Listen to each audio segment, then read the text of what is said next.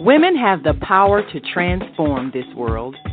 We can end crime and violence if we all agree to do one thing: share. Let's share our wisdom, share our time, share our talents, share our finances, but most of all, let's share our love. This is the female solution.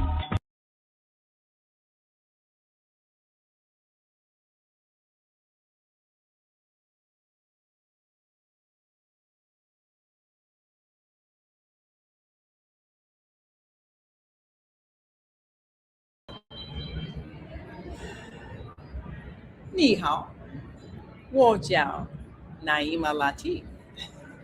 And yes, you are still in America, and we are here at the Soulful Chicago Black History Book Fair. And I am so pleased to have one of the outstanding authors that brings the world to Chicago. His book, Mandarin, The Culture, A Cultural Passport from the Shy to Shanghai. And this is Rasan Liddell. And you've seen him on that fabulous show, Gathering of the Griots with Asada. And we're here at the great awaited show, the Soulful Chicago Black History Book Fair. And we have an opportunity to once again meet this fabulous author. Welcome to the show. Thank you very much. Thank you very much. Thank you for having me. Yes. I'm trying to remember how to say thank you in Chinese. 谢谢. Yeah, 对.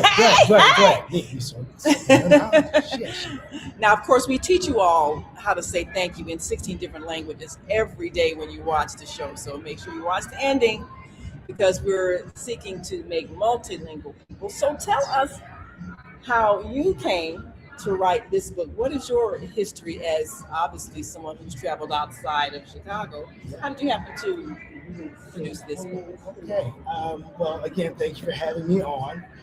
This book came to fruition based upon something that I noticed and realized as it relates to language learning materials. And one of the things that I noticed is that most of the language learning materials, they don't reflect African American characters in those books. I haven't noticed them utilize African American speech patterns. And so, it occurred to me that if you're trying to study a foreign language, but even the presentation is foreign to you, there's a tendency for those individuals to disengage or have little to no interest at all. So what I did was I made sure that our book incorporated not only African American characters, but it also features a bit of African American vernacular English, and it has characters that are African American, and this is an attempt to allow for the reader to see themselves not only in the book but also in the culture. So that was the motivating factor. That was the impetus behind. That's the why behind Mandarin for the culture, because it is for our culture. I'm glad you said it about the vernacular, because when we travel abroad, a lot of times people have studied a form of English that really is no longer spoken. It's not the regular vernacular of English. And everywhere you go in the United States, there's a different dialect. So one of the things that I think people who are studying any language needs to know is the dialect of the people. How did you decide how to find the common dialects that the people in China speak? Or are there different dialects of Chinese the way there are different dialects of English? Absolutely. So the way it works is that in China, they have about 36 different provinces. And a province is equivalent to a state. So we have 50 states. China has about 36 provinces. And interestingly enough, for the most part, each province has their own, as you described, dialect. Oops. Hey, I'm still here, y'all. Still here? They all have their own dialect. So what happens is that in China, most students, they will go to school to learn a common dialect so that they will be able to communicate with one another throughout the country. And that is what we will refer to as, it's Putonghua. They refer to it as, yeah. So Putonghua, that means common language, common tongue. In English, Putonghua is Mandarin.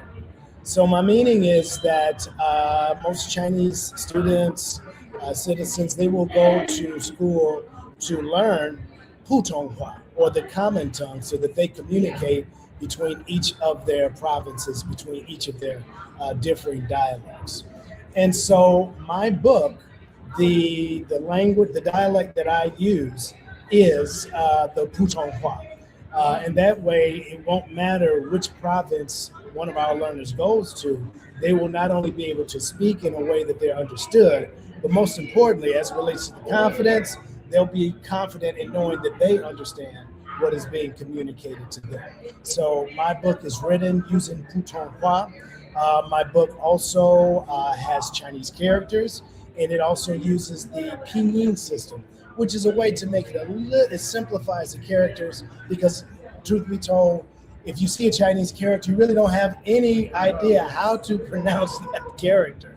So the pinyin, I've included pinyin in the book, and it helps you to understand how to say each of the characters. This is particularly fascinating to us because, last couple of semesters ago, my associate, our dear host, co-host, Zelda, and we were working at one of the local schools, Betty Shabazz International Charter School, and they believe in being international. They taught different languages, so we were teaching podcast training, and we did a session with children in China because my niece teaches school in China. Okay. So we had the students speaking to each other. They because they're learning English. Yes. And we were able to teach them a few Chinese words so they could interact. And we talked about having a trip where we did some kind of school exchange where the students from here went there. Yes. Because we really do want to broaden the scope of American students, and especially we want the students in our community to have a world view, and being able to go and speak to their peers in their language, and their peers learning their language, their dialect, and everything else. I think that would be so powerful for the future and the way the human family interacts. So how do you foresee having this book widely circulated, maybe in schools, maybe making the connection so that we can plan trips to Asia and interact with people from China, understanding the culture? How do you see that as affecting perhaps relations in the future with this generation as they move into adulthood? Sure. Well, it'll make a big difference, because what this book and what I'm doing in general, so if I could just for a moment, in addition to writing the book, I'm also the executive director and the founder of Global Pathways Education and Publishing. And we have a Mandarin and Culture studio right on the south side of Chicago, over here in the Beverly community. And and what we do is not only do we offer language learning, but we also offer cultural exchange. We try to integrate into our programming as much about Chinese culture as possible. So not only are the students learning the language, but they're confident and they build their confidence in terms of being a global citizen. Not only can I speak the language, but I can go to this country and I understand the customs, and I can understand the language, and I can navigate this space and be able to realize my full self. So in answer to your question, the book is meant to encourage our students to see themselves as global citizens. It's an introductory book. It's for someone who's never spoken a word of Mandarin before, it's already ready for schools that offer a Mandarin language program. But right now, what we're pushing it for is not only for in-home study, for daycare centers, and ultimately, sure, we'd love to have it distributed throughout the entire country. It is the only African American written book that features African American authors and geared towards African Americans, African American graphic artists, and it's designed to pique the interest of our children when they're young, so that it becomes a part of them. I just was at Chicago Public Schools. They just hosted a multilingual forum on African American students and how we can get more language programs at the elementary school level for African American students. And so I spoke at the panel, and my position on this is that it's, to put it plainly, at one time and even today, it almost seems a little exotic, if you will, if you can speak a second language. Oh, yes. It seems kind of exotic. We need to step away from that. It needs to become essential. Yes. It needs to become essential, particularly for the African American community. I don't have to tell you, you go to any other country that's speaking 2 or 3 languages, and here we're almost refuting that. It's a waste of time. We don't see it. So there are opportunities that exist, and that's why I started Global Pathways.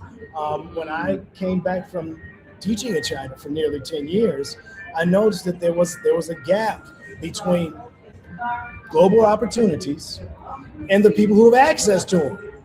Okay, so part of the reason behind this book and the studio is to close that gap, to get our children exposed to it, so they'll be ready to be ready for the what's coming, which is actually already here. It's already here. I'm gonna have to hook you up with Betty Shabazz. We're gonna work out this China trip. Yes. Me and my sister Zelda, we're gonna go back there and prepare them. Yes. And really, I would love to just spearhead the whole spreading of the concept that parents need to have this in their homes.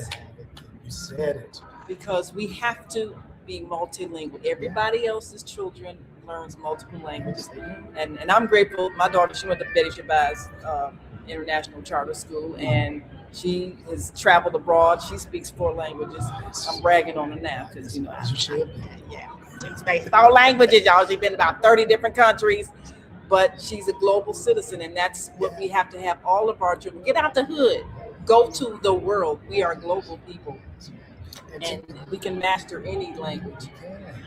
To add to what you were saying, parents, when you have a book like this in your home, it signals to your child that this is important. Yes. And that's where they learn what's important from. They learn it at home first. What you do, what you promote, is what they will in turn also believe to be important. Absolutely. So you said it. And learn some words. Look, we have an active Chinatown here in Chicago. Yes, we It's do. no reason for us not to know the languages of the people that are living right in this city. So what you're doing is powerful, and it's going to transform this world. And this is what we talk about every single day. We are a global family, and it's time for us to meet the rest of our family and be able to speak to them in their language. Those are our people. They're all our people. And there's a precedent for it too. Yes. One of the reasons that I started, if I can share a little bit about my origin story, if we have a moment. Absolutely. We got a moment.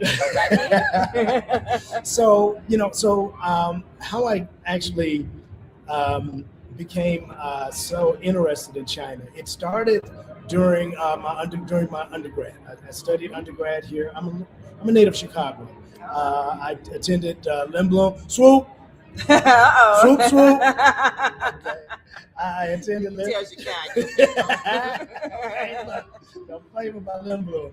So I attended Lynn Bloom High School, and then I went to Loyola University. So I'm native Chicagoan. Oh, I went to Loyola. All right now. Okay. So during my undergraduate years, I took a course in African American Studies, and in that course, we discussed the Civil Rights Movement. And it was there that I was able to make the connection. I realized that the Civil Rights Movement wasn't exclusive to what was going on in the United States. This is more international. Ooh. Okay, Mhm. civil rights movement is about what? Justice. Civil rights movement is about what? Equality, right? And so these were universal issues, right? Yes, they are. So that was the first seed that was planted in terms of being, learning more about the world.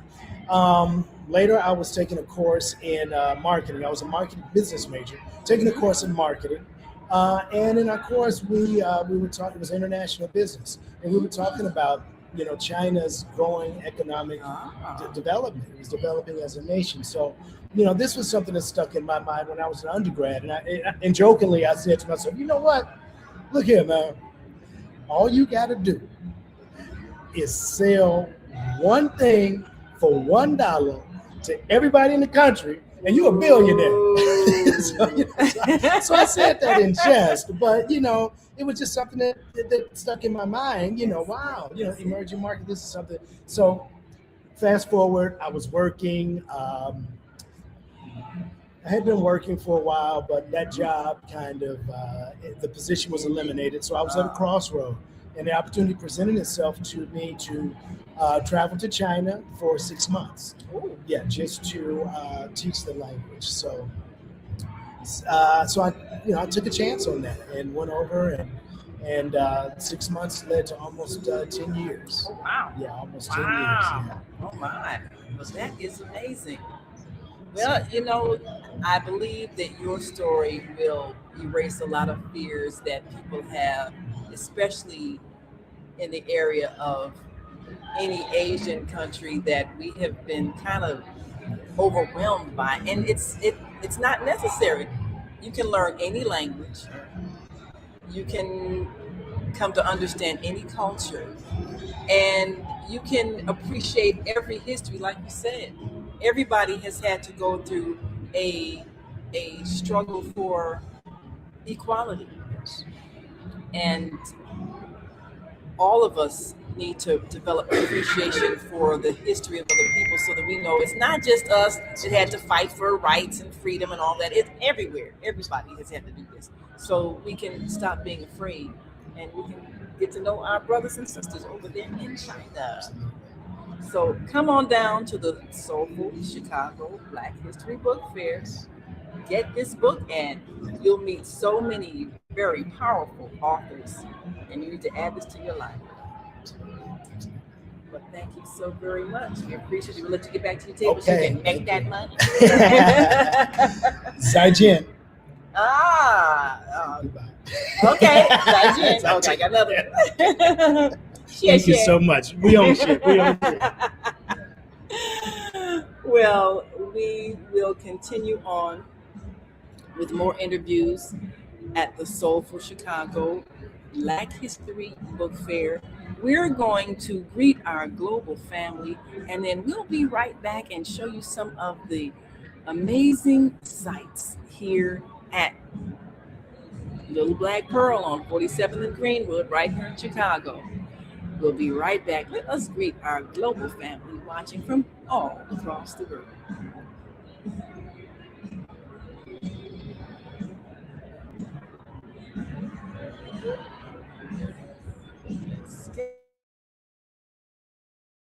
We are global transformers, changing the world from the way it is to the way it should be.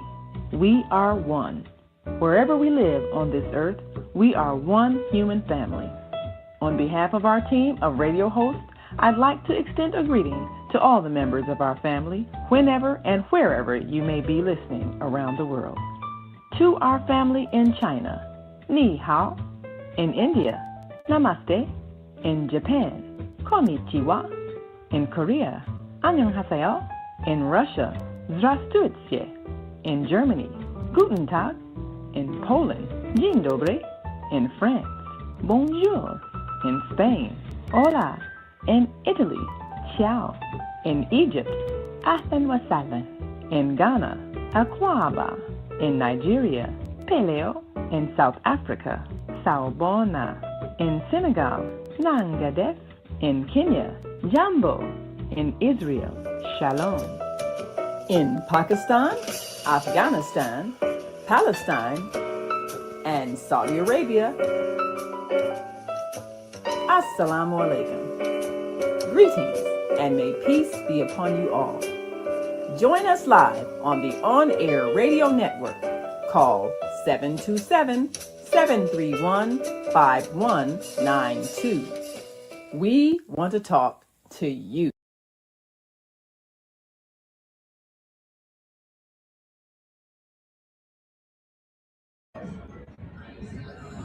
And we are back here at the Soulful Chicago Black History Book Fair here at Little Black Pearl. And we're excited because we have met so many wonderful authors, and you need to have these books on your bookshelf. Now, this event was started off with a powerful moment, a spiritual acknowledgement of the importance of what we're doing here. So let's take a look at how this wonderful annual event was launched today by our own Asada, right here at Little Black Pearl, 47 and Greenwood.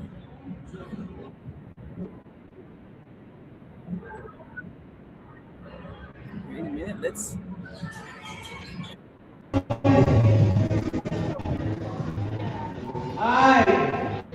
The reason why, before I say that, you tell the man for being on time today. Even if you had challenges, you got here. Because when people walk through the door at 10, we do not say, oh, wait for me to set up. None of that. So we want them to come into this excellence and be wild, and that's what makes them buy. They want to pay and come back. So good. Now, the other reason I have us come this early is that we open with a prayer. So I want you to come and let's get a circle going on. Come from around the table or whatever, and let's get a circle going on so we can bless this day. If you in the middle rows, come on out so we can circle on up. Hey, Michelle, wherever you are, come on over here. Michelle Renee. I got a lot of Michelle Renee. I got Michelle Renee. Come on, baby. Yes, I see the circle forming. So I want y'all to get this. I see my cameraman. Cameraman, you already know. Get this energy, baby. I see openness in the circle over there, so make sure y'all put it on there, over there. That's right, move it on down. Come on, Michelle. Okay. Yeah. Okay. All right. And then we're going to get a group shot after this, okay? That's why we come early, so we can do all the next, right? Woo! So, I heard who was on channel 7 this morning. Give it up, baby. And look, it wasn't like, well, we don't really lie. I heard they gave bullet points. I heard they talked about this is where you want to be for Black History Month. I didn't even see that. So when my girl Cassandra told me that in the car on the way over here, I just started.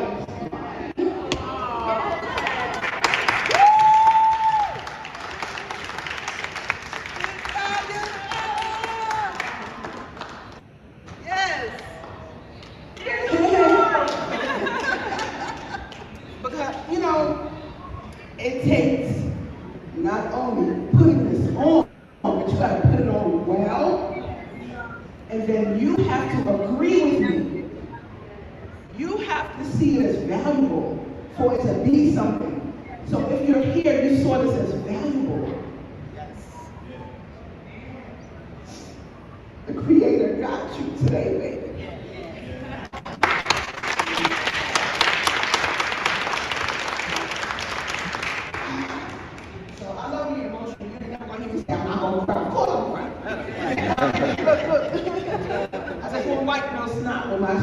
Anyway, I want to give this over to Michelle. Give it up for Michelle because it's amazing. She said, can we do a Black History Book? I'm like, what? I don't do no Black History Book. But when she said said it, I was like, all right, well, what you want to do?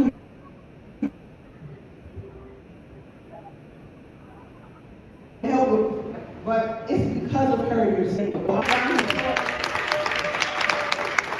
And I want her to lead us in prayer. We're going to pray in space. Father God, God, Abraham, in the name of Jesus, Yeshua, on the street, Father. Man, thank you for bringing us here together so we can share our work with the whole city of Chicago. Let the people come, Father, bring them in, bring some foot traffic, and let everybody say, oh, in Jesus' name, Yeshua, on the street. And I thank you, Father, for allowing all the writers to pour their hearts out into their work. Thank you, Lord. We bless you. We thank you. Hallelujah. Hallelujah. And you know what? It's important for our people, especially our children and young people, to see themselves in the literature. We have black books written by black people, for black people, for young black people, old black people who need to be healed, black people who just need a word of encouragement. This is a blessing. This is a blessing, and I thank you all for all being here. Oh my God, thank you so much. And lastly, I want to give it up to people who help make this possible in terms of the organizing. There's a tremendous amount of work that goes into making this go right, even down to this little name tag. I'll be like, I got some cards left from the other event. That's your name tag. Look at it. Oh, yeah, baby. So anyway, hallelujah. We're going to save on that one. A little paper clip, ooh, and some change. So anyway, but I just want to say thank you to sponsors. Michelle Renee is one of the sponsors. Give it up. And one of the other sponsors is the Dianetics Foundation. Raise your hand, baby. Give it up. I might not know it, but one of the reasons you like me is because I'm a baby. You don't even know. Woo! What? That's right, 20-something years. But they help you with a lot of professional development, so make sure you visit them. And I want to thank Byron, the DJ. Give it up for Byron. Byron is tremendous. He has a company called IC Music. It is the only school in the country, in the world, that teaches sound production to the middle black. Thank you very much. And to his wife, Soulful Harder. Where you at? Yeah.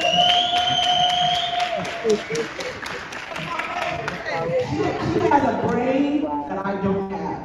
And she be saying stuff and I be like, oh, you deep. I be looking at her husband like, can you marry her too?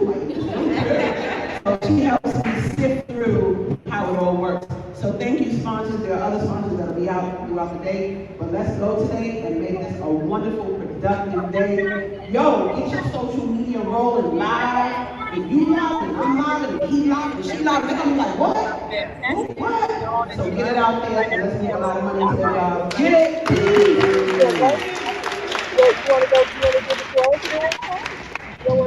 I'm good. Tell him I said hi. All right. Zelda got me. Zelda got you. I just came back to say Yes. Well, we are back, and we've got some fabulous people, as you see, authors and hosts that are joining us here. We're here at move around with Deborah next Saturday, third Saturday, 12 noon Central Time, wherever you are in the world. That's right. All right, man. Love y'all. Right. Yes. We don't have to get Deborah to organize this China trip. We just got through talking to our China author. Yes. So we gonna move around all over this world. I know that's right. And we are excited because we've got a fabulous, not only author, but one of our premier new hosts on the Female Solution, coming out with her book, Love is Ya, Spiritual Character Building. And you've watched her show, coming on every second and fourth Monday of the month. You know that she is doing some spiritual character building. And she's got with her partner, I won't say in crime, her partner in holiness. Her partner in holiness. There you go. Yeah. And so now introduce us to both of you all. Tell us a bit about what inspired this book and what you hope people to learn from even the work that you've done over the years in ministry. Oh my goodness. Again, I am Yanaya E, and as she said, I am the host of Mercy Seat on the Female Solution Network on every second and fourth Monday of the month. And Love is Yah is inspired by the fact that we talk about love all the time, but who is really love? And how should love really be displayed? How do we truly learn how to love one another? And that's what Love is Yah. And for some individuals, love is God. If that's the way you want to, be able to say it, so you can have an understanding. But it is a character building book, and we always want to do better. We always want to be able to rise above, and that's what this book does. It helps us to identify with the characteristics of the Most High and how we should truly love one another. And that's what this book is really truly all about. So you have devotionals, you have the explanation, you have the fruits of the Spirit, and it really helps us to get to that place of being able to know how to love one another for real. Wonderful. And introduce us to your wonderful husband. Oh, that is the greatest moment of my life. My love is my husband, Mr. Daryl Lockett, in the house, my support and my partner. And Father is doing some great things, and I'm really excited. So this is my little champion right here, my little support system, and I am so happy to have him with us. Yes. Well, I always really love seeing husband and wife couples, because this helps our community understand how to go about building relationships, building partnerships, building a community. If you can get that foundation right, then everything else follows suit. And this is critical for what we have to teach our young people today. So many of them don't understand the process. They don't understand this doesn't just happen. You have to work at it, and it first comes with that spiritual work. So now many people are wondering, well, what if I'm not religious? What if I left the church, left the mosque, left the synagogue? I'm mad at some people. Is God mad at me? What happens if I'm just not into religion? Can people still get spiritual understanding? Wow. Let me answer that question. So what I always share with people, I am not religious. I am spiritual. And there is a difference, right? And so our spiritual being is being able to connect. And if you just took the time to read, we would come to know something, right? If nothing else, we want respect, right? We want to be kind. You want people to be gentle. How people deal with you is so important. And so that's where we are. The rest of it can come along, with the identity of God or Yah, if you want to use the name. That will come into play. But right now, if nothing else, we want to be able to have great characters, a great character. We want to be able to love people and people love us back, respect people, honor people. And so that's what that's more so about, not about religion. It has nothing to do with religion, but it has everything to do with spiritual character. Yes. We all have a spirit. And of course, we've got a question because they need to come on down. Argy wants to know how long we're going to be here. You are going to be here. Well, we're going to be here until 6 o'clock. All right. Right? So we're going to be here for the duration of the time. So come on down. You can come. You can ask me any questions, whatever you want. You'll be able to see, what it's all about. And I'm inspired because let me tell you something. It should be with anybody. Who don't want to love or be loved? Absolutely. Who don't? And we don't want to turn love into a religious thing. We want to turn it into a character of being. Absolutely. Yeah. Absolutely. Yeah. I think that's one of the things that people often misunderstand. Spirit. I mean, you are a spirit inside a body. You are not a body. Yes. So if you get the spirit right, everything else. Oh, it all lines up. Yes. It all comes into place. And baby, you can feel free to say anything if you want to say something too. Because let me tell you something. When we think about neglect or abuse or all of the other things that take place, that does not make us feel good at all. No one wants to feel that. No one wants to feel tormented, right? And so when we really learn how to love and be consistent in love, right? Because I often say sometimes, Naima, we'll say, "Oh, I love you," and as soon as something happens, "I hate you," right? But when we learn how to build that character within inside of us, then we're not so easily distracted or easily wanted to fall out of love, because that doesn't happen. I promise you, love is consistent no matter what. So Absolutely. that's what we want to be able to learn. We want to really learn what or who love really is. And once we get that, maybe we can tap into anything. Things roll off of us like oil in water, right? Wax on the car. You put water on it, just roll right on off. That's what we want to do. Things just roll off. Why? Because we want to know how to truly love one another. Yes. Yeah. And of course, your show, Mercy Seat with Unaya E. Yes. It gives people a chance to even understand how the scriptures often are reflecting in lessons that people can learn. Yes. And if people will just reflect on what they're being taught from the ancient times, yes, it still applies today, some basic principles. So I know you've got to get back to your table and keep making that money selling these books. But since you're both here, give us perhaps a word of advice on how to go about the process of forgiveness when couples may have an impasse, somebody's mad about something. What are some of the things they should do? I'm gonna let my partner, my husband, I'm gonna let him say something, because I don't want to just be sitting here, because he is a man with wisdom, very strong man, and very impactful. So I want to give him that opportunity before I say something else, right? So I want you to share that, baby.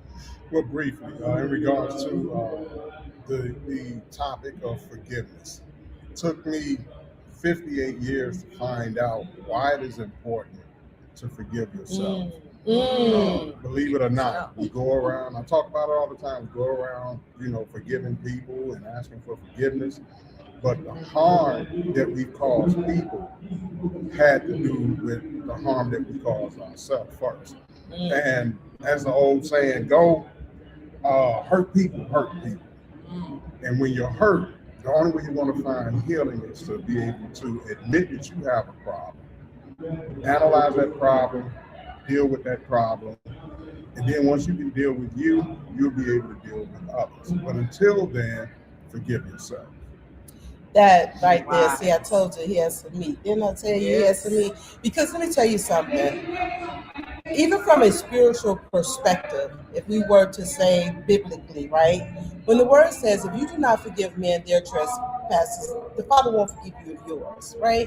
But why would we want to hold on to something? Because that's some weight that is we're carrying that we don't have to carry.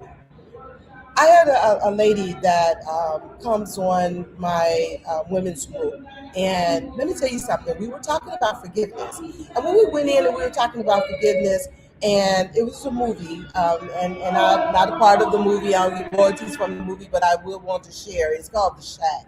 You watch The Shack. The Shack right there is about a movie of forgiveness. So I had the ladies all watch the movie and everything. And she called me up and she was crying and she was boo-hooing and she was just so grateful. And she said, I did not realize how carrying that unforgiveness was so heavy upon me. So let me tell you guys, learn how to love, because when you learn how to love, you'll learn how to forgive. When you learn how to forgive, you'll learn how to move and shift in ways like never before. So you want to be able to get this. Love is Yah. I promise you. You want to get love is Yah, and you want to be able to know and understand that forgiveness is so important for you as well as for everyone else. Yes. Wise words. Thank you so very much. Thank you. Thank you for having us, Naima. Well, it's always such a pleasure. I always love sharing the screen with you, dear. I do. Love you all. Y'all come on down. Come on down here to the Little Black Pearl. We have many authors out here. And even if you don't choose to get Love Is Y'all, maybe there might be something out there that you may want to get. But get Love Is Y'all, though. But I'm okay. But there's other authors out here, too. So please come on down and just share a moment with us. And let's just share some love. Share the love. Share the love. Right. Thank you. I'm going to call you Yanaya. I was going to say thank you, Yanaya. Thank you, Naima. And thank all of you all. Take care and have a great day. Yes. Well, all right. Thank you all so much for sharing this moment with us. We're so excited to be able to bring you these wonderful authors, and definitely grateful that they are gracing our platform on the Female Solution so that you can continue to hear wisdom. Yes, these not just folks just hanging around. They have wisdom and they're sharing it through books. And that's what this Soulful Chicago Book Fair is all about. It's about sharing the wisdom. And when you write a book, that wisdom continues on for a lifetime. So we are going to bring you a message. We're going to take a break and we will be right back. So stay with us.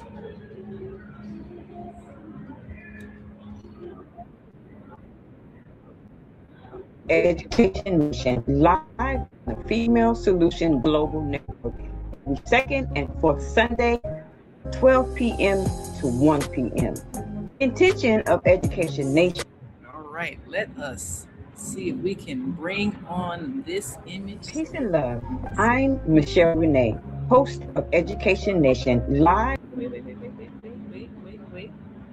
All right, here we go. And we'll be right back. I'm Michelle Renee, host of No. Come on back. Here we go. Live on the Female Solution Global Network every second and fourth Sunday from 12 p.m. to 1 p.m.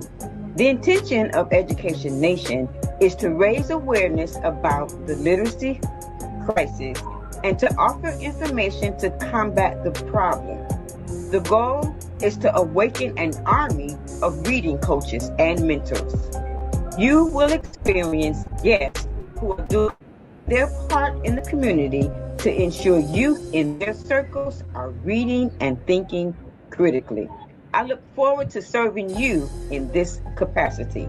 Literacy is freedom, and Education Nation will offer information and strategies to help ensure our young people stay free. Yes. We want our young people to stay free. Definitely a powerful message, and you're going to meet this sister who has graced our platform every second and fourth Sunday, and she brings us some insight about how we can go about empowering young people and even elders who might have some issues with literacy to learn how to read and use the language. As you can see, the use of language is a critical skill, and it will determine the quality of your life. So we're going to be right back after this quick break and remind us how it's necessary for us to be our brother and sister's keeper as we look upon those who, for whatever reason, have fallen through the cracks and need our help. And of course, as always, we appreciate you for all that you do and joining us every day on the Female Solution Global broadcast. And we will be right back as we take a look at some powerful work being done by our sister Zelda Speaks every day.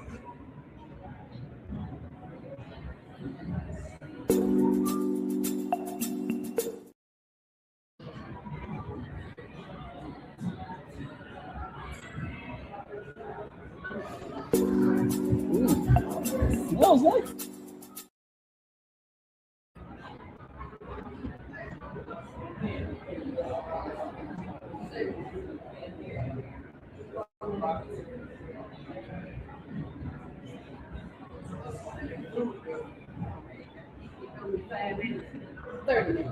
You can't go to no African restaurant being in a hurry. It is not fast food. They got to cook it. Ooh, did this stop? All right, wait a minute. Let's try it again. All righty. There we go. Oh, wait a minute. We have to hold it down a little bit.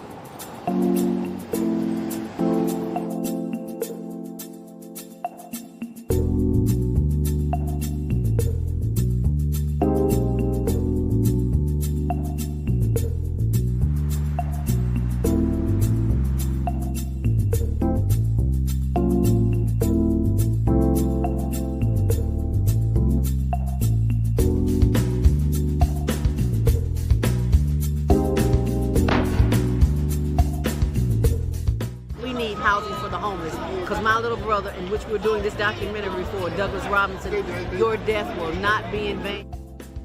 He was a heck of a great dude. And I love Doug.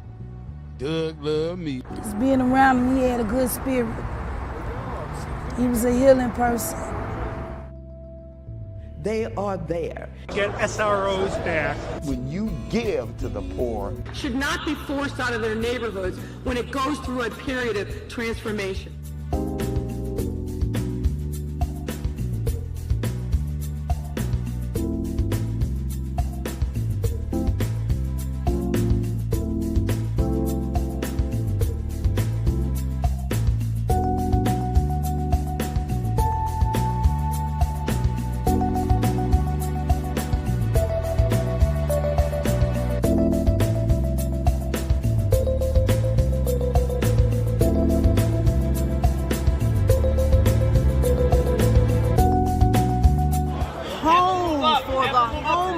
Because there are too many people who are losing their homes to taxes because they can't pay a $1,000 tax bill.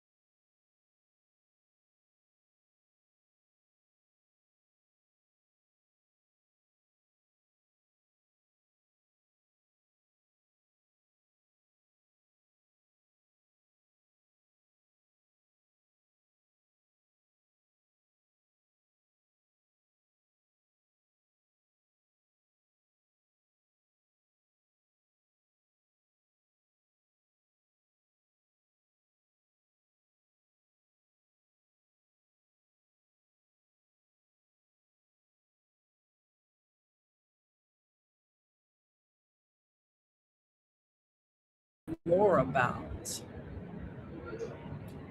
the power we have to grow our own food. And there are authors here that are addressing so many self-empowering things, everything from learning electricity to learning some basic literacy skills. And all of it starts with our ability to choose knowledge and not be helpless.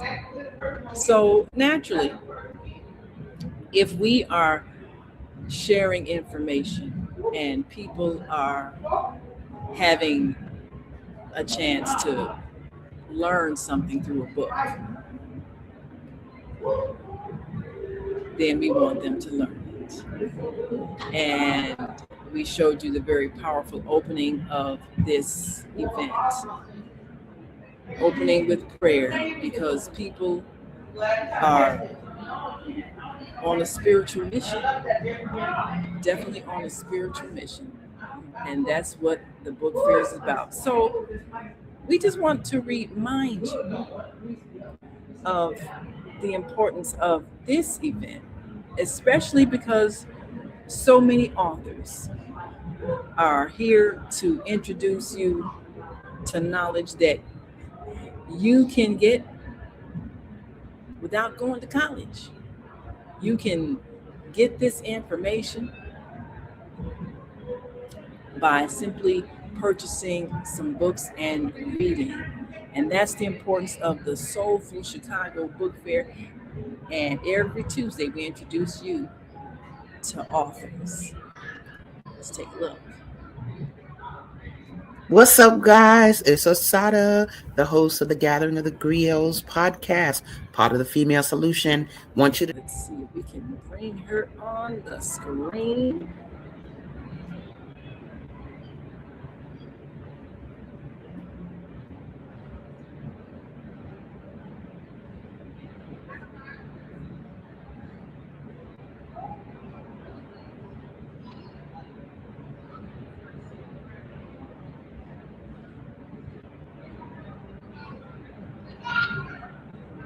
One more time. Here we go.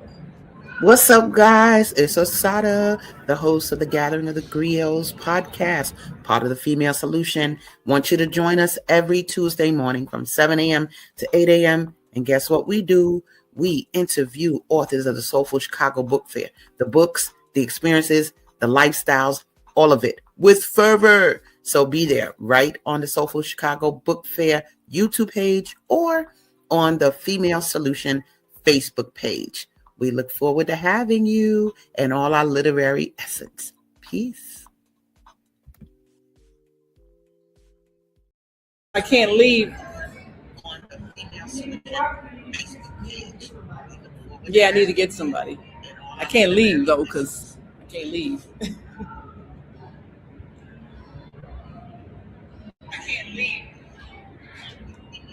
And we are back, and we are grateful. Oops.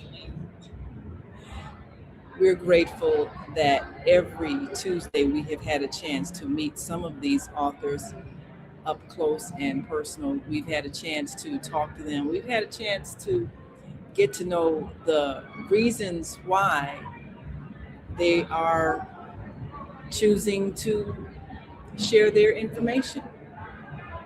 And if you've missed any of the interviews, you most certainly can go back in the archives. And I want to introduce you to this wonderful lady whose face you just saw. And one of the most powerful things that you can do is teach children how to read. Yes. So we want to welcome to the show today, Hello. Michelle Renee. Hi. Hi. I'm so happy to be here. Yes. Thank you for inviting me back here. I appreciate it. Yes. Well, I appreciate you coming. And we just saw your wonderful commercial there. Oh, yes. And she's gracing our platform every second. Hallelujah. And fourth Sunday of the month, 12 noon. Education Nation. Yes. The goal of Education Nation is to raise awareness in our community that we have a literacy problem. Many of our young people, the older ones especially, they don't know how to read. And if they can pronounce words, they don't know what they mean.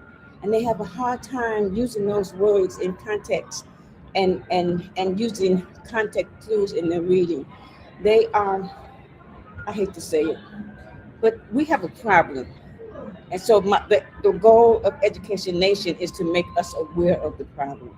Now, we've had this problem since I've been in education, which I started in 1979.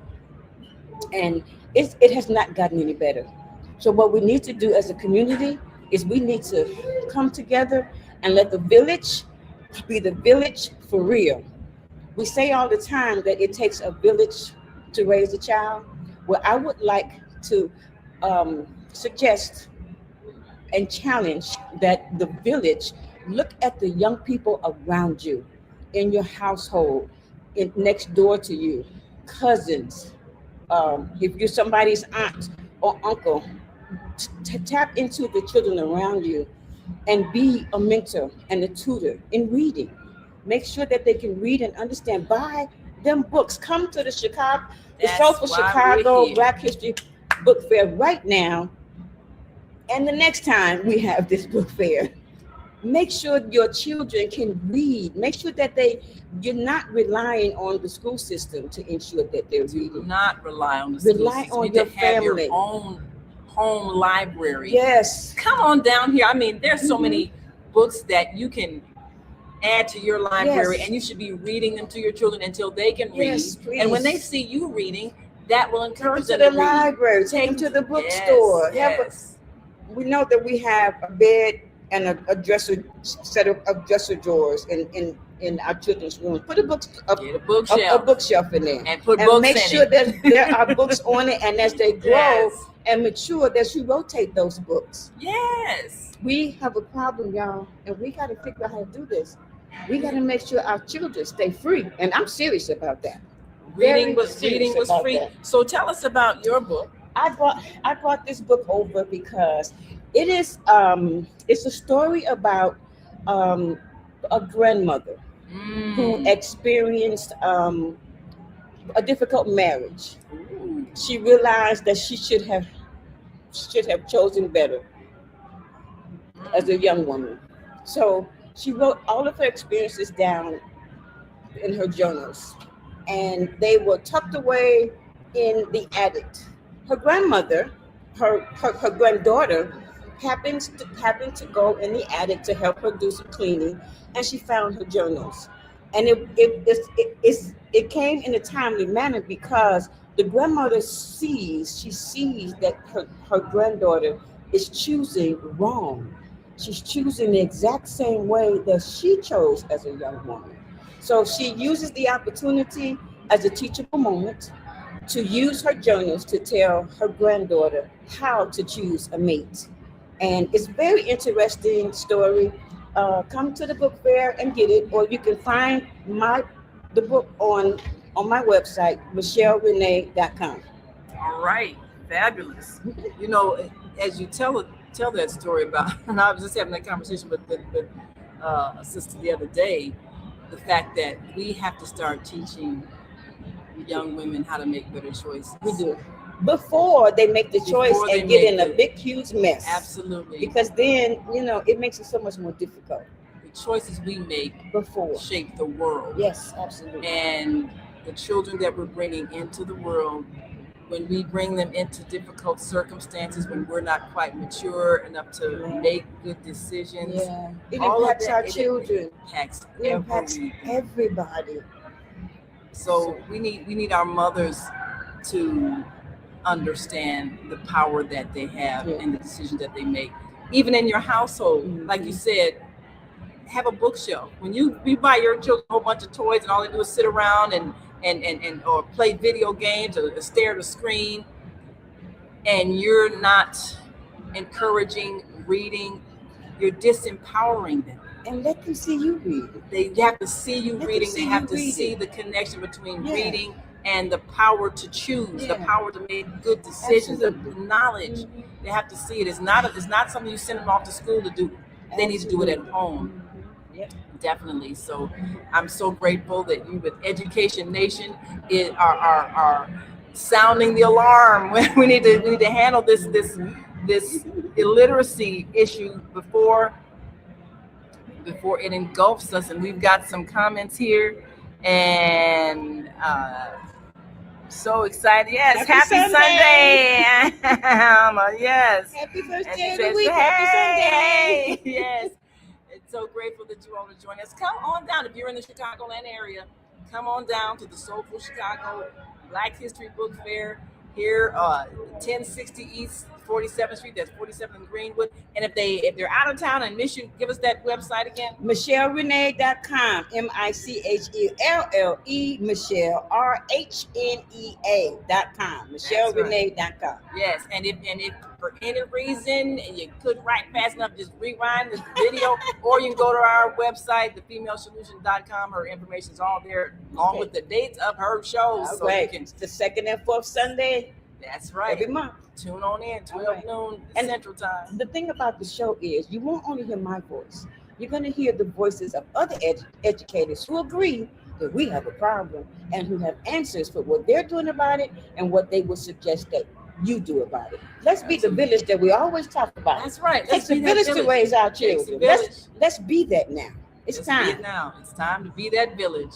We thank you so very much for being a leader in the village and setting an example of what leaders do. Hallelujah. We have to read. Please thank you so do. much. Bye-bye. Get back and sell some more of them books. And we want y'all to come on down and buy a few as well. If you got children, you need to have those books for them. Absolutely.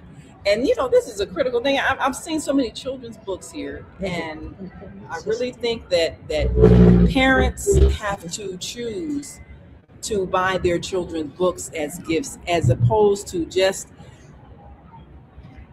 sitting them in front of a TV screen. Buy them a book so that they can know how to use their imagination, have images in their own minds, and develop their own stories, because that's really what creates intelligence.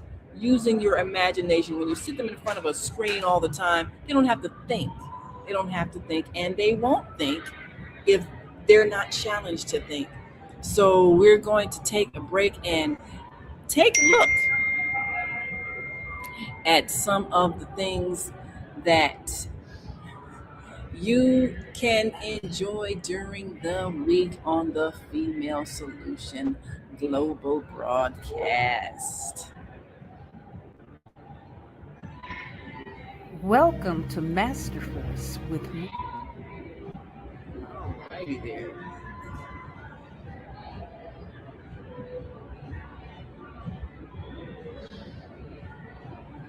Welcome to Masterforce with me. It's a little slow. Let's bring on some of our wonderful hosts. And throughout the week, we're on twice a day. 7 a.m. and 7 p.m. Welcome to Masterforce with Mushim Suit. Join us each week on Thursdays at 7 a.m. Central, live on Facebook and YouTube on the Female Solution page, as we dive into powerful topics designed to assist you in mastering your life force. Our conversations feature a diverse lineup of experts, all dedicated to your growth. Tune in weekly to discover new ways to elevate your spirit and raise your vibration. And remember, we are ascending.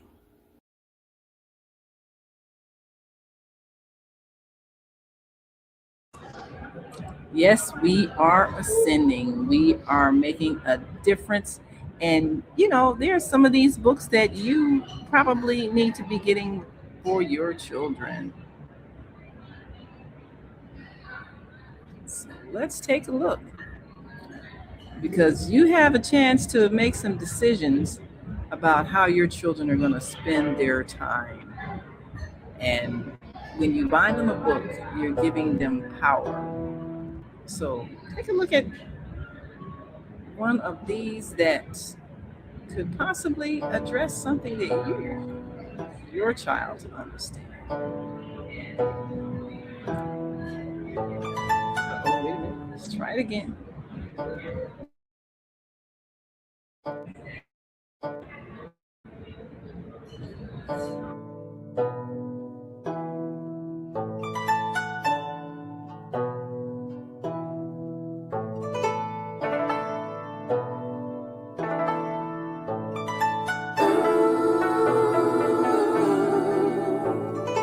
Mommy teaches the young ninja, teaches him to be cool.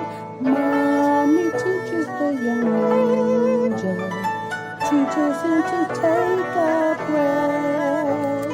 Mommy teaches the young ninja, teaches him to be cool, teaches him to have a rest.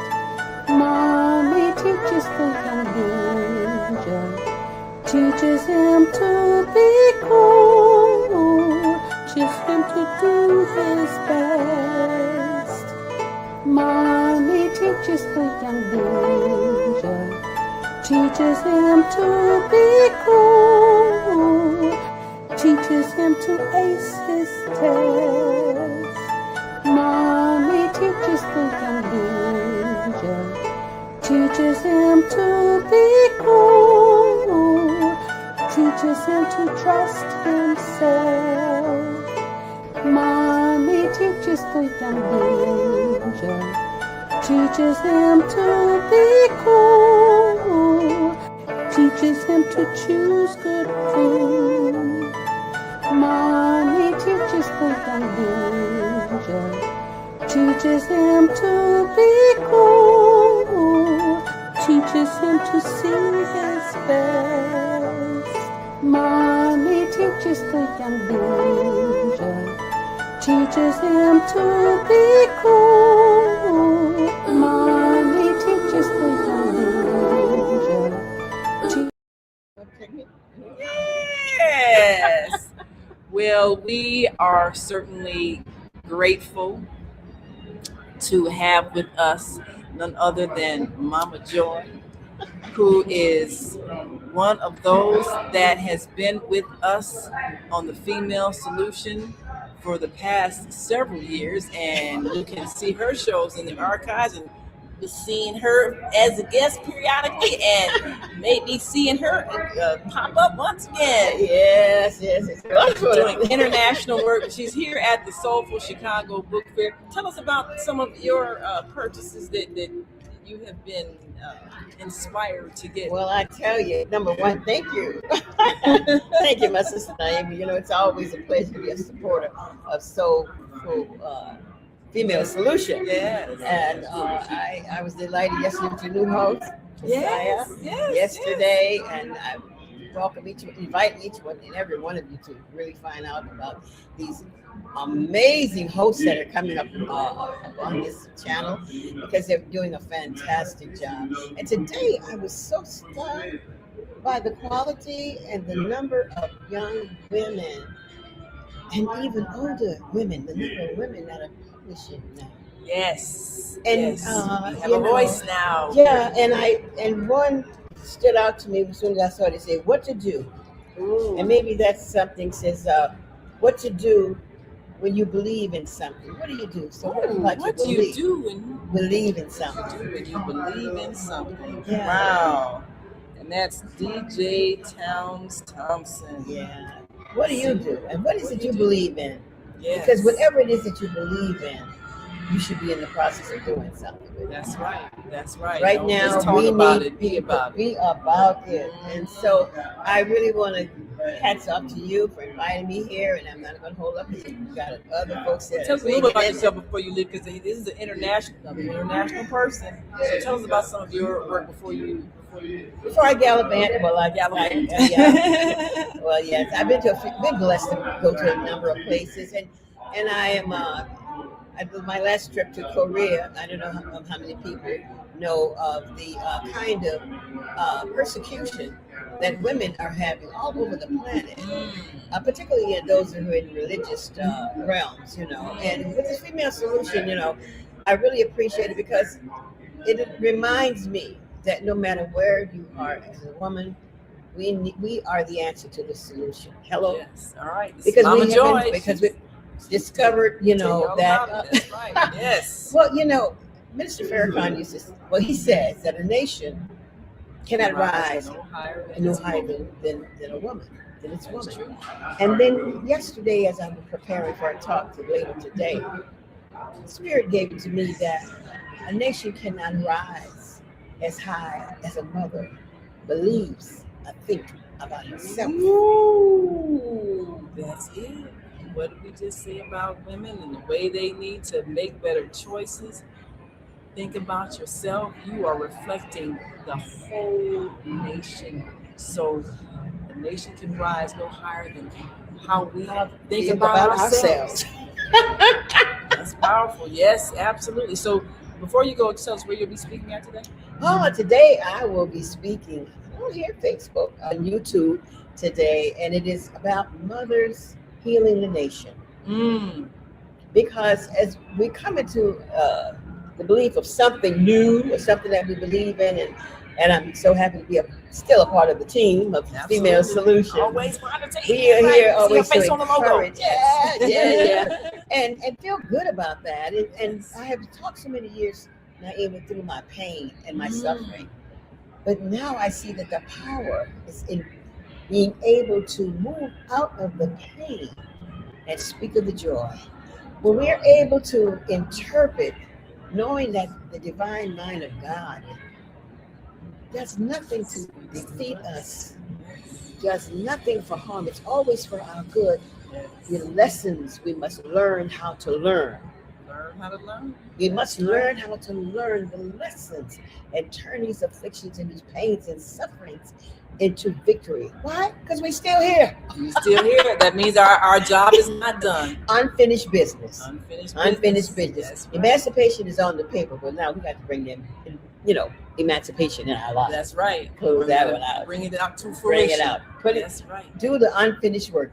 And mothers, we need you. Yes. Because we are the solution. We are the solution. All right. That's Mama care. Joy. I love you. Love you much. Thank you so much for coming by to Thank drop you. some words Thank of you. wisdom. Yes. Yeah. So this is why we're here. This is why we are here, and this is why we do what we do, to bring that wisdom. I am fantastic. Bringing another fabulous author, somebody you need to come on down and meet and buy this book. And I love these illustrations. My best friends and me, a story of childhood cancer. This is powerful. And when you have children that are going through a challenge, they really need a lot of understanding, and parents need a lot of encouragement. Yes. So we know there's a backstory to this. Tell us, what was your motivation? And I'm just reading what this says right here. This book was written to give you some rays of hope and peace in the midst of your storm. Yes. And to wish you love, God's grace, prayers, and strength to continue to fight for more research and more funding from us all against this dreaded and terrible disease until it is totally eradicated from the children and adults alike. Yes. Here we are. Yes. So actually, the book was actually written actually from true life experiences. I actually had an uncle that passed away from lung cancer when I was a kid, and I had a cousin. Another time I remember from breast cancer. Then I had a cousin when she was only 9 years old. That's from childhood cancer. So that's what caused me to write the book. And actually, it's written in a way that you can read it to a child that a child can understand. You know, that's so yeah. So I mean, so I'm telling you, it's a beautiful storyline. Like it's a story of love, hope, faith, and family. You know, so I mean, and actually, we plan on making it to an animated film. You know, so I see the animations here. Yes. Yes. I see she already got characters. Yeah, that's wonderful. Yeah. And I actually created those characters maybe 15 years ago myself. Yeah. Oh wow! Look at this. This is great. Yeah, and that book, Being Blue Makes Me Blue. That book. Being Blue Makes Me Blue. And it's about bullying, you know, and he overcomes bullying through self-love, perseverance, and determination. Wow. And he ended up finding out who he was. And he began to celebrate and write poems and to give speeches in class. Wow. You know, after, you know, he began to affirm his own self, you know, after being bullied. Yeah. No, I got my nephew's coming here, my great nephew, and I'm gonna advocate that they back in this book. You know. And I have one more thing, guys. This is the same character on that book. Ooh, and Rebirth Math. Slam Jam. And I actually just finished an educational video game. It's a math game using those characters inside both of those books. It should be available for download probably within the next month. You know, it'll be on Google Play Store and Apple Music, but you're learning math and playing basketball at the same time. So your child is learning, so you can't get mad because he's on a video game because he's learning math. And it's going to be, like I said, multiplication, adding, subtraction. Oh, I love that. See, like the John Sims, published children's book author, cartoon creator. I'm on Amazon, bookbaby.com, Books a Million. If you Google the name John Sims, children's book author, it'll come up. You know, I actually Googled myself, and it tripped me out. It told me everything about myself. I'm like, wow. Who I am. So that means God is moving. That's right. I can Google myself, and it comes up. So that's right. Yeah, check me out. I got more to come. The third book is coming soon. It's about fire prevention. Oh wow. This is great. And fire safety. Yeah. Just beautiful colors, beautiful illustrations, and look at this! That's fabulous.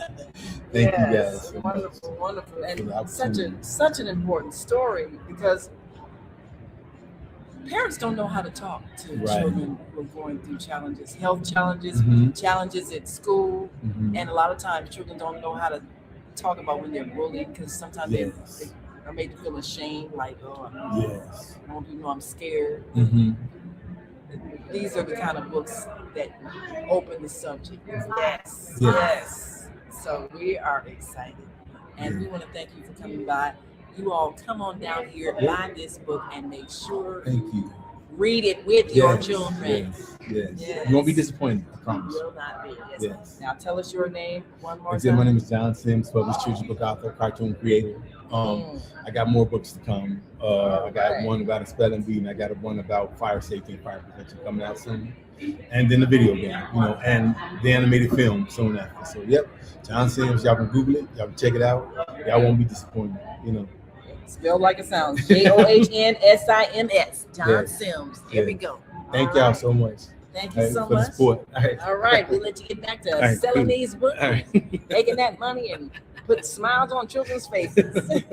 Thank you so very much. Yes. Well, this is where you need to be. If you have children, if you have grandchildren, if you have nieces and nephews, this is where you need to be. This is what you need to be showing them. Let them pick out books that they like. Let them use their imaginations. This is what books do. Books give you the power of the mind. And we're going to be joined with our wonderful, illustrious host, Zelda, who herself is an author. An author who was feeding her face. Can y'all see this? Oh, no. We usually have food here at the Black Soulful Chicago Black History. So now we've given an opportunity for people to learn about gourmet cuisine at 1126 East 47th Street. And all right, now food is simply. They took advantage of an opportunity. They hunger people down the street. Let me go and feed them.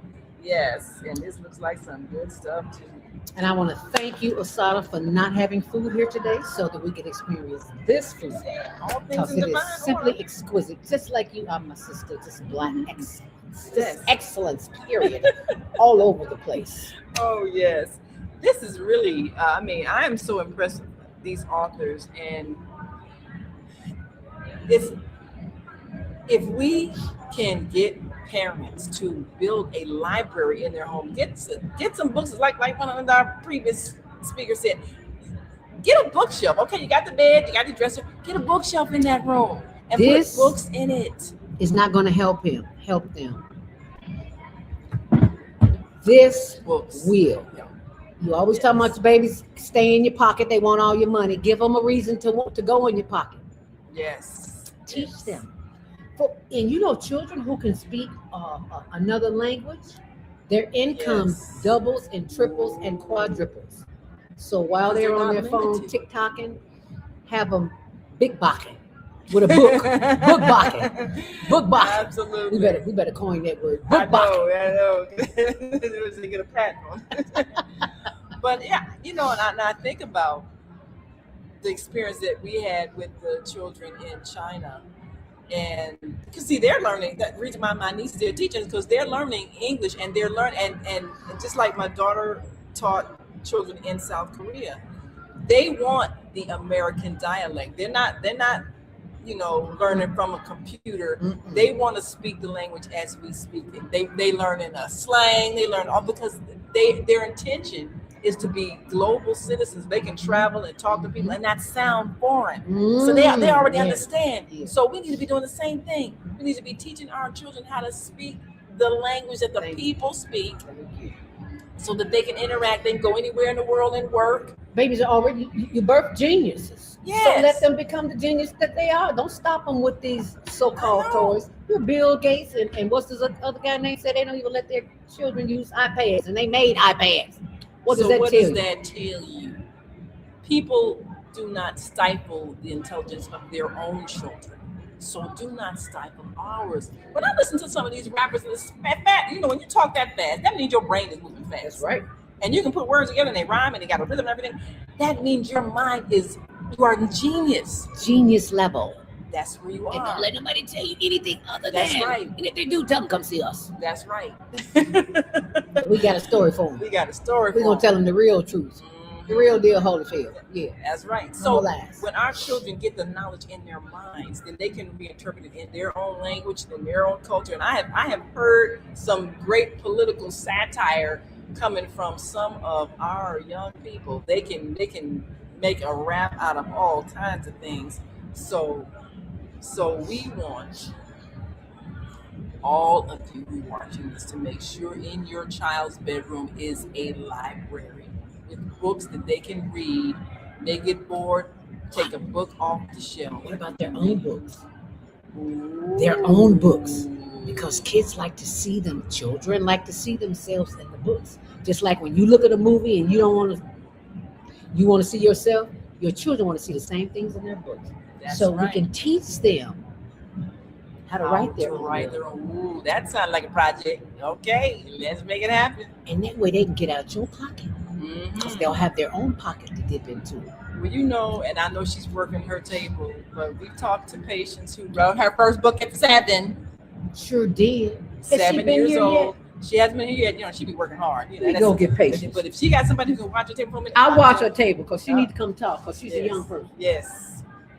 You know, you're never too young, and you know, and I tell this story in our upcoming book. I've written a book with my 3 sisters, who I host a show with 3 Black moms with on Sundays, and my father brought these empty books, just lines in them from the post office where he used to work. It's books with lines, hardcover.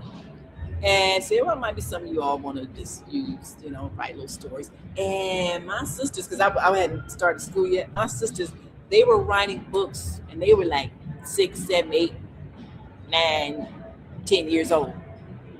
And all they had was an empty book with lines, and they would write stories. So you can get your children to become authors very early. So I tell that story in our upcoming book, Growing Up Charles, about how they became authors very early. All you got to do is just give them the thought, because they already got an imagination. So of course we have with us, we know she got to rush back to that table, but come on down and have a seat. Patience. This is the daughter of Asada, and she's an author, starting out 7 years old, writing. And we want you to inspire people today. Tell us, first of all, what gave you the idea you could, tell your story at age 7? Well, my mother wrote the words, and I actually took all the photos. And she's now a professional photographer, so see how you start a career? Yes. And I believe one day I just asked my mom. I mean, we lived in New York, so there's a bunch of like rich people around getting on the train. And I was like, I want to be rich. And she said, okay, you have to do something to be rich. And she's an author, so we created a book. And my book is about traveling through the city and different ways to travel. New York City. Yes. And how important is that when you don't have a car to be able to get around? Quite important. To know how to travel around whatever city you're in is really important, just in case, even if you do have a car, if it breaks down, you can get around easily. Yes, definitely. And I know she had empowered you really to be multimedia with the whole Urban Girl Adventures series and videos, and now of course your professional photography. Tell us about your professional photography. People who want work done, how can they reach you? So I am a editorial fashion photographer. I work on photo shoots mainly for that you would see as a magazine cover. I'm in school. I go to Columbia College. I'm about to graduate in May. Yay. Right now. And I do take bookings from anyone for events or studio shoots, but mainly I do work on fashion work. Right now. And what's your website? People to go and see your stuff and book you. So my website is patiencephotography.com. Spell it for those people who are not quite smart enough to figure it out. Okay. I shouldn't say that, but y'all know how you are. It's PATIENCE photography.com. And also I have an Instagram where my most updated stuff goes usually. And it's Patience JPG. So that's PATIENCE JPG. All right. Fabulous. Well, we thank you so much for giving us a moment. I know you work hard and keep it all together and make it go right. But thank you so much for inspiring us today. No problem. All right. We'll see you again soon. And there she is, of course. You're never too early to put the thought in the mind of a child. Now, what did she say? I want money. Her mother said, okay, come up with a skill. Come up with something that you can do that people will pay you. And there you have it. So did the photography for her first book at age 7. And, we're gonna show you the book, of course, because you need to come on down and buy some books for your children and yourself. And if you don't have a practice of reading, if you're pregnant, start reading to that child as it's growing in the womb. Start reading to that child before it is even born. That's what you need to do. Yes. So, while you're up, maybe you can get a copy of Patience's book so that we can show that to our audience, because writing a book is not an impossible task. It really is not.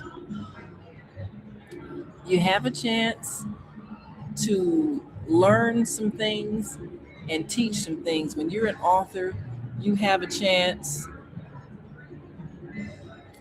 to share your wisdom, your knowledge, your skills, your abilities, and you have a chance to inspire people.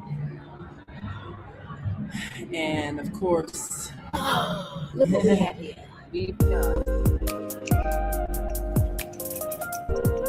Welcome to Conversations We Don't Have, Escaping Jezebel's Web. And I am your host, Kasaira LV, aka Lady K. So, this is a faith-led, healing-centered podcast. It is created for women and men who are tired of pretending they are okay, while silently struggling with cycles they fully don't even understand themselves. Here, we can talk about the conversations many people avoid: unhealthy relationships, emotional bondage, motherhood, fatherhood struggles, repeated patterns, spiritual confusion, and the moments we question ourselves, but rather say out loud. This show is led by the Holy Spirit. It is shaped by real life experiences, and it is grounded in truth. Sometimes we're going to challenge our thinking, sometimes we're going to confirm it, and sometimes we're going to just lovely correct it. Not with judgment, but with wisdom, honesty, and healing facts. Escaping Jezebel's web isn't about blaming a person. It's about recognizing the patterns, breaking free from the manipulation, control, and self-betrayal, and choosing growth, clarity, and freedom. This is a space of transparency, accountability, and restoration. These are the conversations we don't have. Until now, let's go talk about them.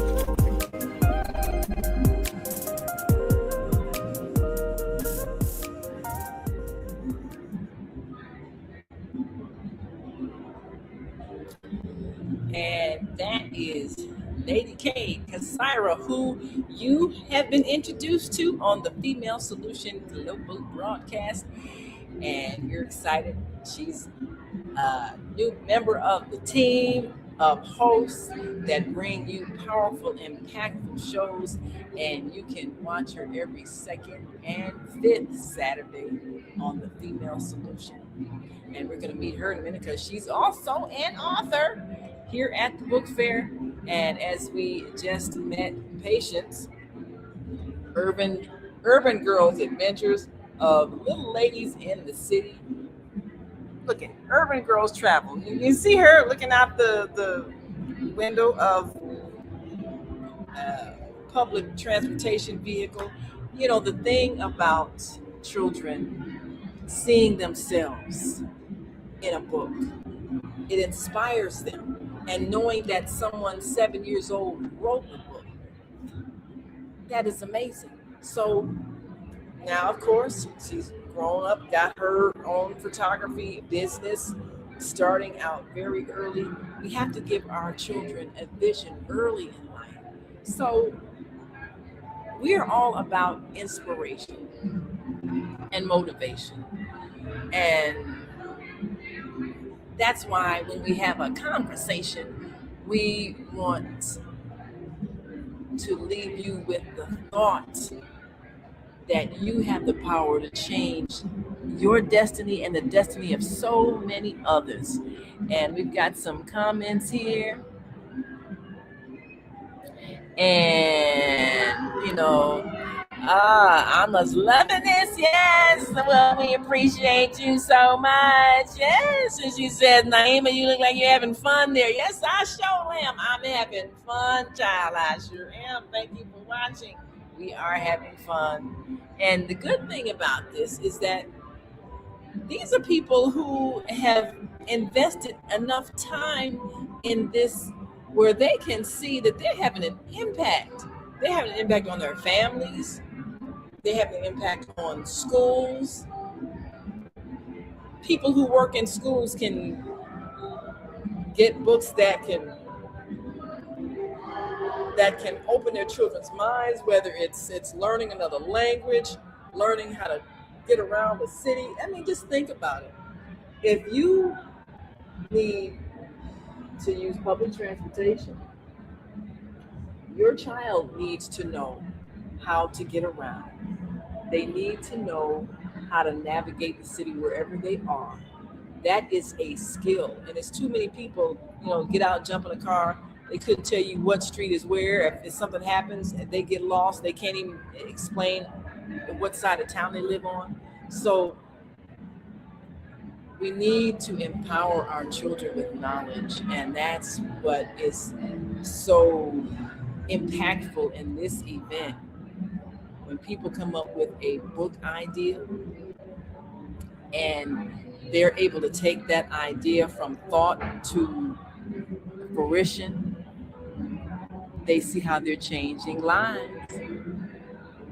And she says, yes, I can tell. Yeah, I'm having a great time.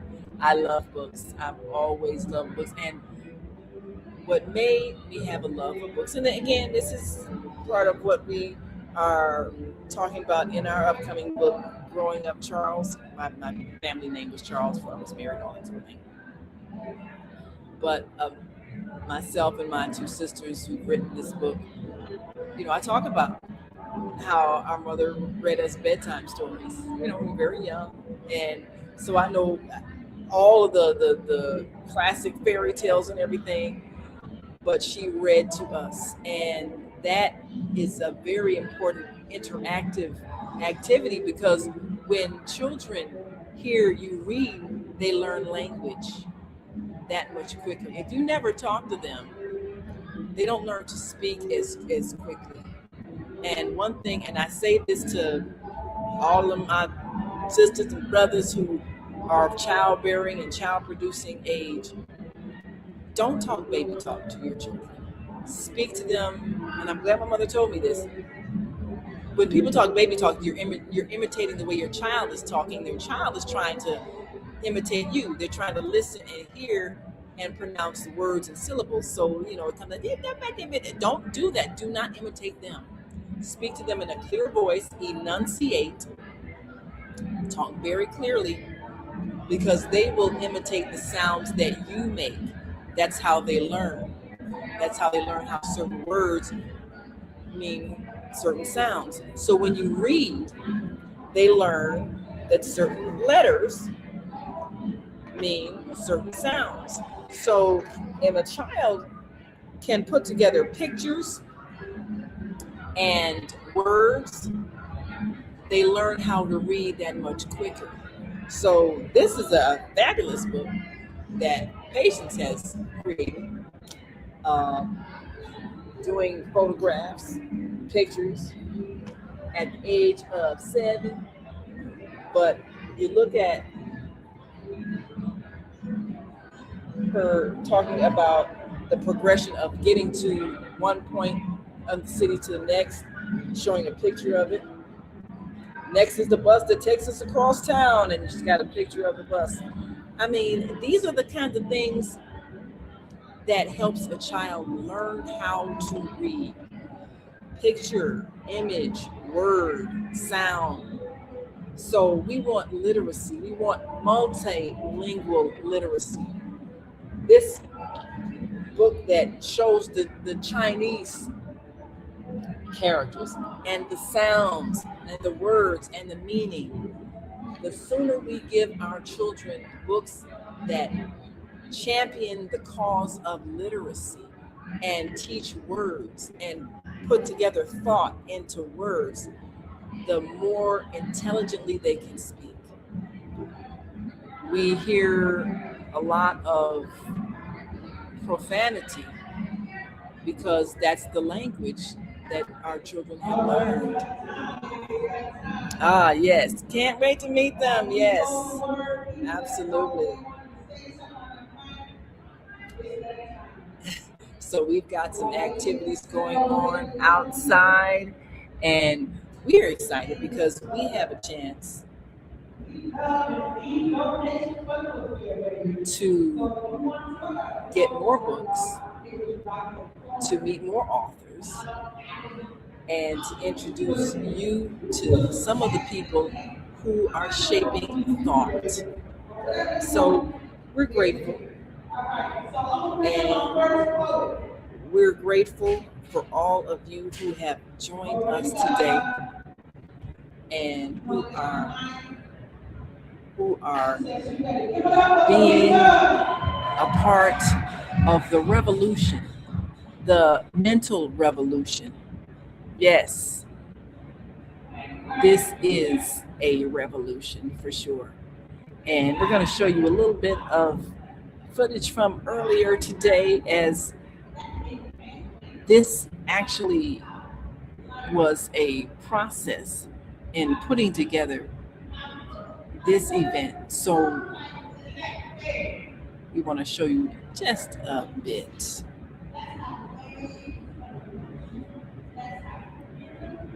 And if you are considering coming down to the Soulful Chicago Book Fair, I think we might have a little snag here. We don't want to overwork the internet system here. But we're going to give you an opportunity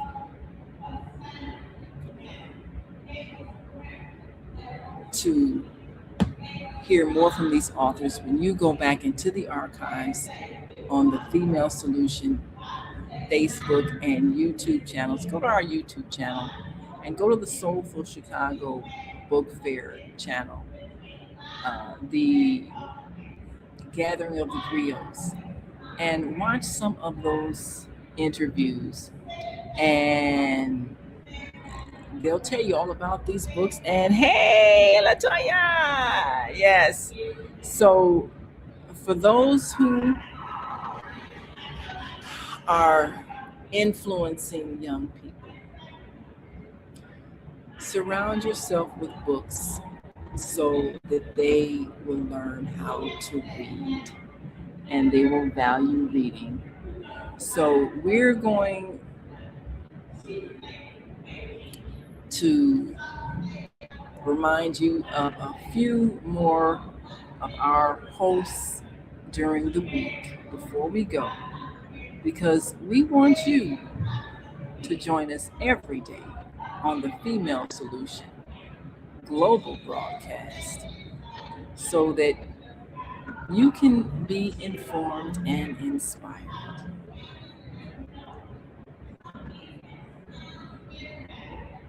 Leaders of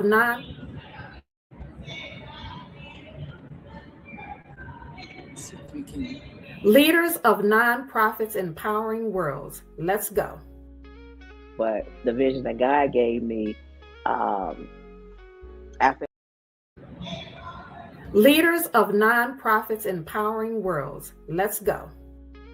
But the vision that God gave me, I felt that it was time for me to step out and work on the vision that God gave me. We need look no further. We have a unique voice. We have a unique talent pool.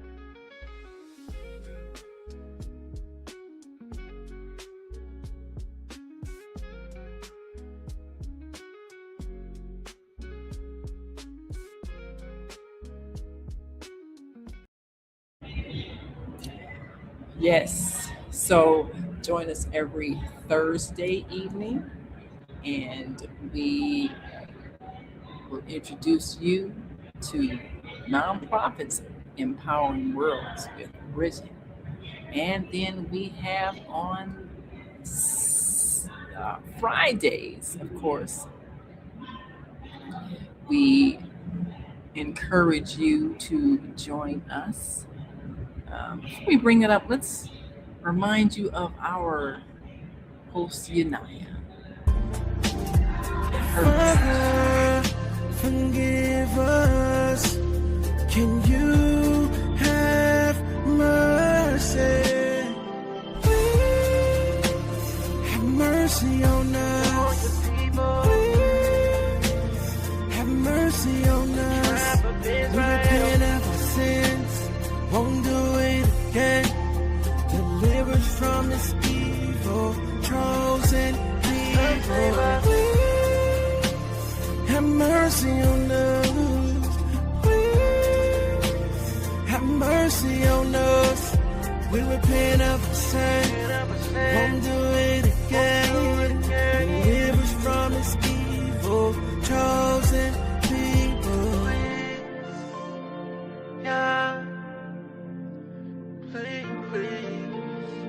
Yeah, forgive us, fight for us, forgive us, your chosen people. And that was, of course, Unaya E., who met her earlier.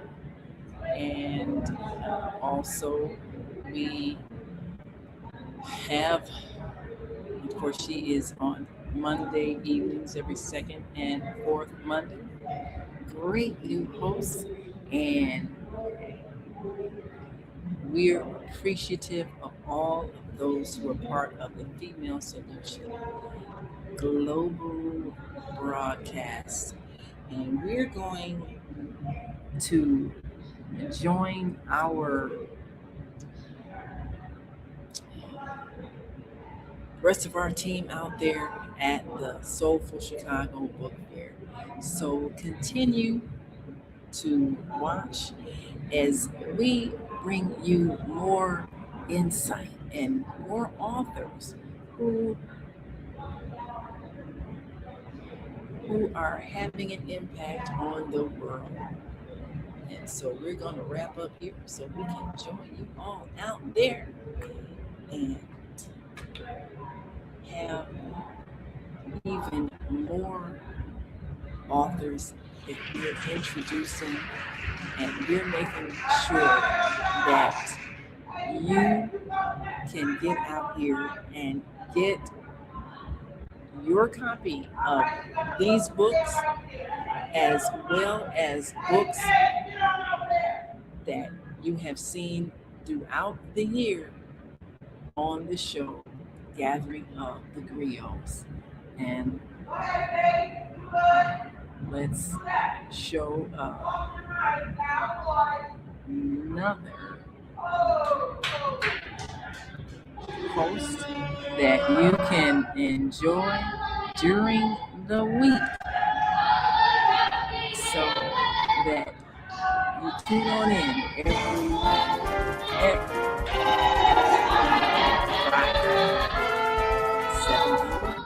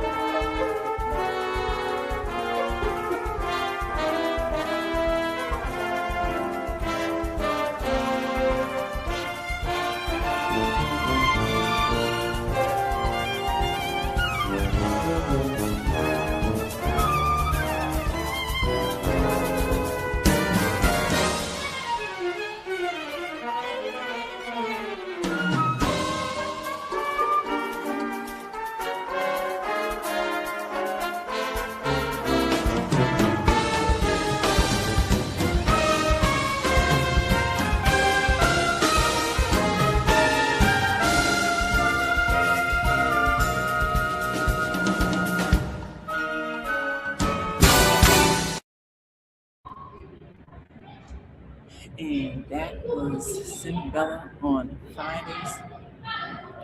So we're grateful for all of you who joined us today.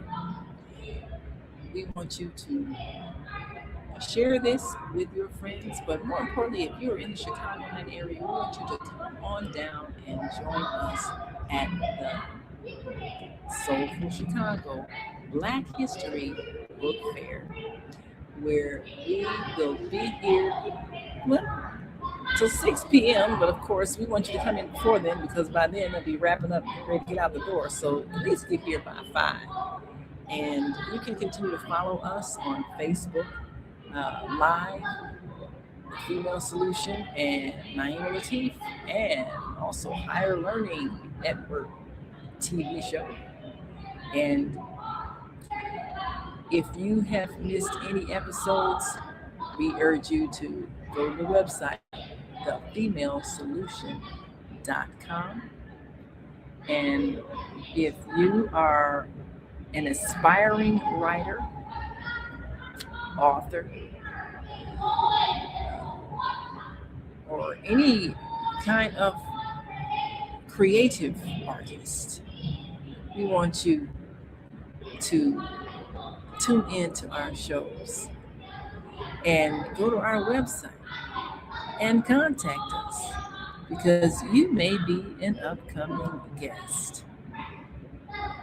And if you have a book idea, we've got hosts that can help you bring that book idea to fruition.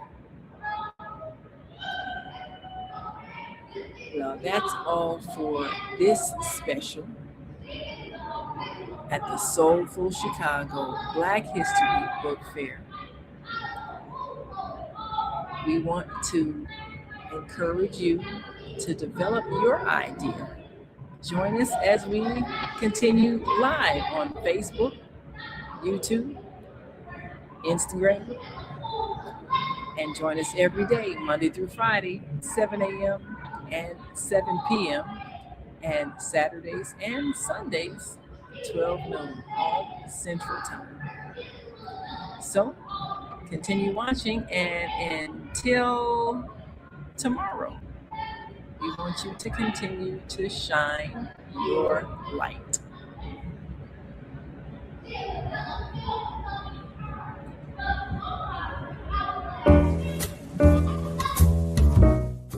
We've come to the end of our show today. If you missed any broadcasts, go to our website for the audio and video archives at www.thefemalesolution.com. On behalf of our team of radio hosts, I'd like to thank all of you who participated in today's discussions. And to our global family joining us from all around the world, we say thank you. To our family in China, xie xie. India, Dhanyavad. Japan, arigato. Korea, kamsamnida. Russia, spasiba. Germany, danke. Poland, dziękuję. France, merci. Spain, gracias. Italy, grazie. Egypt, shukran. Ghana, madasi. Nigeria, eshe. South Africa, Ngiyabonga. Senegal, Jareth. Kenya, Asante. Israel, Toda. Pakistan, Shukriya. Afghanistan, Tashakur. Saudi Arabia and Palestine, Shukran. Assalamu alaikum wa rahmatullahi wa barakatuhu.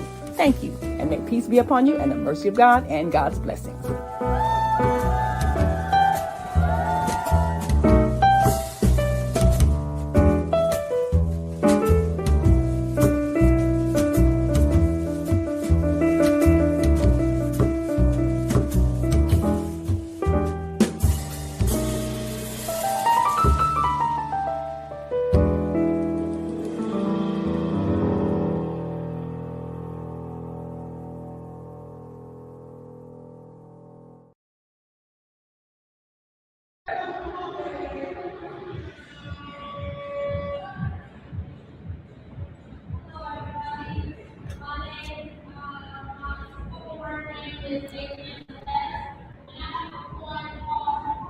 See you next time. And until that time, continue to shine your light.